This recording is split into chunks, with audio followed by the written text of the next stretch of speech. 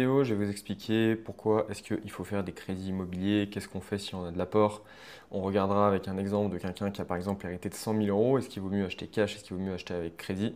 On va parler du taux de rendement interne, on va parler de l'effet de levier. C'est les choses les plus importantes en investissement immobilier. Je vais vous expliquer tout ça dans cette vidéo. J'espère que vous êtes prêts. Bonjour à tous, c'est Thomas de Libox, l'application des investisseurs immobiliers rentables. Et aujourd'hui, on va voir justement comment être rentable avec le crédit immobilier. On a plein de débats là-dessus. Est-ce qu'il faut faire des gros apports, des petits apports? Est-ce qu'il faut acheter cash ou non? Là, on va faire une analyse comparative. On va imaginer que vous avez gagné 100 000 euros au loto et que vous ne savez pas quoi faire de ces 100 000 euros.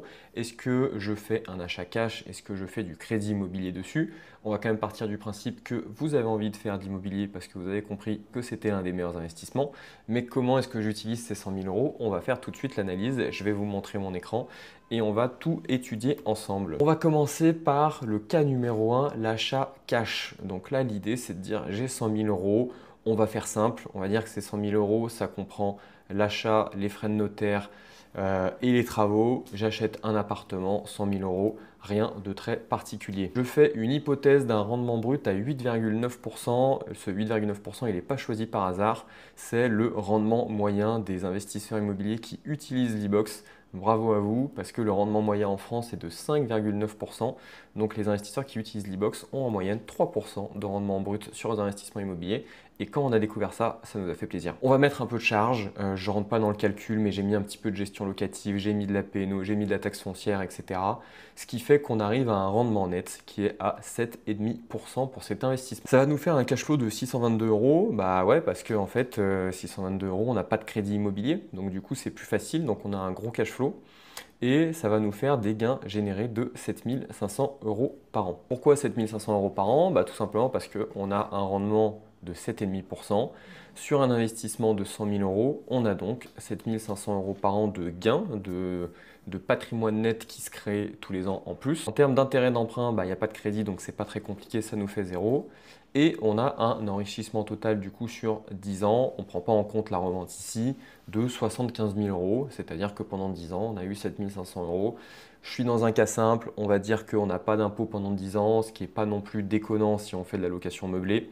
Donc là, le but aussi, c'est surtout de comprendre la logique, mais sachez que pas d'impôt pendant 10 ans, c'est largement possible. Et ce qu'on va faire maintenant, c'est qu'on va comparer cet investissement cash de 100 000 euros avec un investissement à crédit. Qu'est-ce qui va se passer? Donc là, on est sur un cas classique où on va acheter un crédit.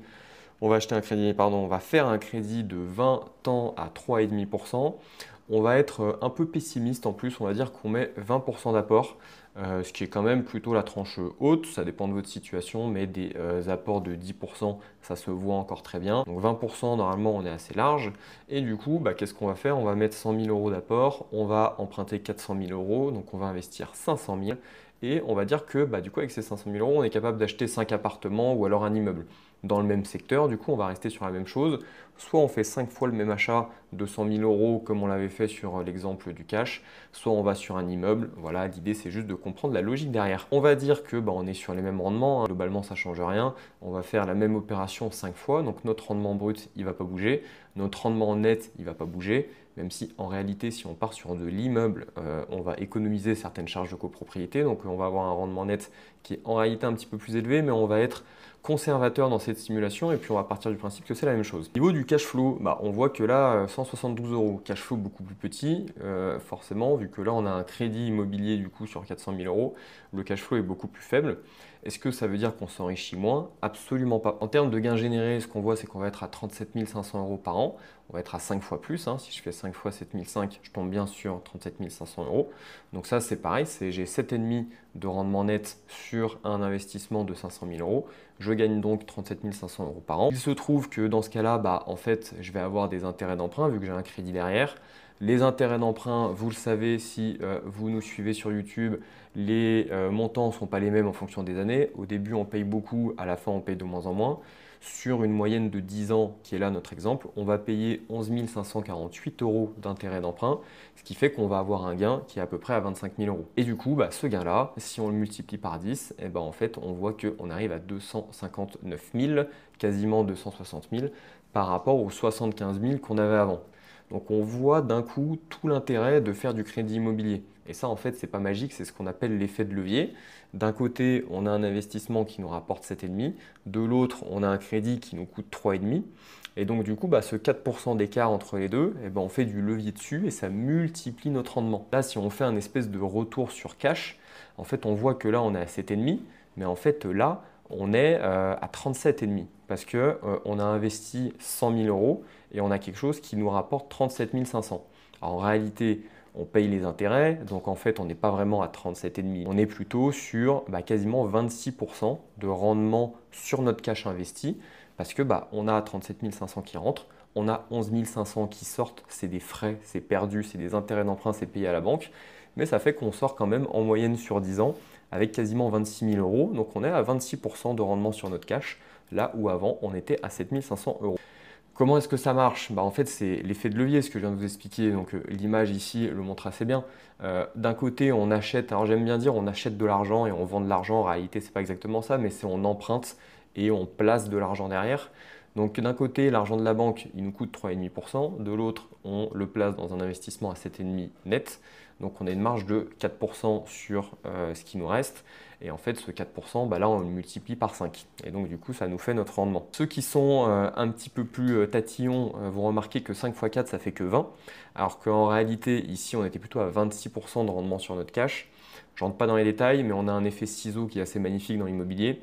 C'est qu'en fait, ce 3,5% d'intérêt, en réalité, il va baisser avec le temps. C'est pas que le taux baisse, mais c'est que les intérêts baissent avec le temps parce qu'en réalité, vous remboursez du capital. Et donc, en fait, vous ne payez pas vraiment 3,5% sur ce que vous avez emprunté au début, mais vous payez que 3,5% sur ce qui vous reste à rembourser.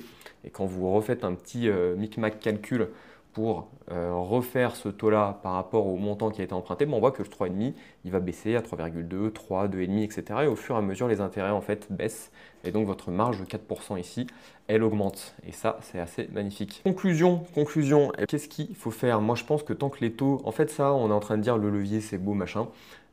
C'est pas magique non plus. Là, ce qui fait que ça marche bien, c'est parce qu'on a un taux du financement, un taux de crédit immobilier, un coût de l'argent qui est beaucoup plus faible que le rendement sur lequel on peut placer cet argent, ici de l'immobilier. Si on avait des taux de crédit immobilier qui étaient à 10%, le calcul ne serait pas du tout le même. Là, je vous dirais, utilisez votre cash, mettez le cash dans l'immobilier parce que les crédits sont trop élevés. On aurait une marge négative. Cette marge de 4%, si jamais on a des taux qui augmentent ou si jamais on n'est pas capable de faire comme les investisseurs de l'e-box et d'avoir du 7,5% net par an, en fait, ça ne marche pas. Là, il vaut mieux ne pas faire de levier. Par contre, dans le cas où on est capable d'emprunter de l'argent moins cher que le rendement qu'on va générer avec notre placement, dans ce cas-là, il faut faire le levier maximum. Surtout que dans l'immobilier, ce qui est bien, c'est qu'on est sur des investissements qui sont quand même relativement peu risqués. C'est ça qui est magnifique avec l'immobilier en France, c'est que on est sur un investissement qui nous permet de faire du crédit immobilier, donc énormément de leviers sur des durées très longues. Donc en termes de trésorerie, en termes de cash flow, ça se passe assez bien. Et ça nous permet en plus d'avoir des taux qui sont relativement faibles. Les taux immobiliers en fait ne sont pas très élevés de manière générale dans le monde des taux. Et donc on est sur un investissement qui est quand même relativement sécure. La pierre, c'est pas ce qui bouge le plus. Si on regarde la bourse en ce moment, ça bouge beaucoup plus que l'immobilier. Et on peut faire du crédit très long à des taux très bas. Donc c'est pour ça que l'immobilier c'est magique et que c'est le meilleur investissement quand on n'a pas d'argent. Parce que même avec très peu d'argent, on peut aller en emprunter beaucoup plus et du coup faire des rendements sur notre cash qui sont en réalité entre 25, 30, 40, 80% pour certains. Donc c'est ça qui est assez magique. Je sais que ça fait toujours un peu bizarre quand je dis aux gens que l'immobilier, en fait, ça rapporte entre 30 et 100%, mais c'est ça la réalité. La réalité, c'est que quand on compare par rapport aux autres investissements, si je place mon argent sur de la bourse ou si je place mon argent sur des cryptos ou quoi que ce soit, en fait, l'immobilier, vu qu'on a le droit de faire du crédit immobilier, vu qu'on peut faire facilement du levier, en fait, les vrais taux de rendement sur notre cash investi, ils sont de 30, 50, 100% pour certains.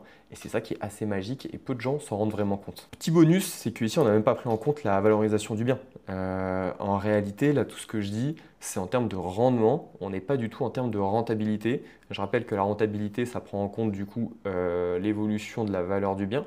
Donc on a le rendement, ça va être les loyers qui sont générés par notre bien. La rentabilité, ça va être les rendements, donc les loyers générés plus la prise de valeur du bien. On a une petite vidéo qui explique ça très bien, je vous la mets en haut ici pour que vous puissiez aller la voir. Et du coup, c'est comme ça que en fait, on se rend compte que l'immobilier, c'est assez magique Et ce fameux taux dont je vous parle là de 20, 30, 40%, c'est presque ce qu'on appelle le TRI, le taux de rendement interne, qui est vraiment le vrai indicateur qu'il faut regarder parce que le rendement locatif, ça ne prend en compte que les loyers. La rentabilité, bah, ça prend en compte un peu l'évolution, mais ça ne prend pas tout parce que, bah, il va y avoir de la fiscalité à la revente, etc. Le taux de rendement interne, c'est vraiment le taux le plus précis et le plus efficace possible qui regarde vraiment combien est-ce que j'ai mis d'argent au début, combien est-ce que j'ai gagné tous les ans en prenant en compte à la fois la partie location, mon cash flow et la partie revente. Et ça me donne le taux moyen annuel que j'ai eu sur mon cash.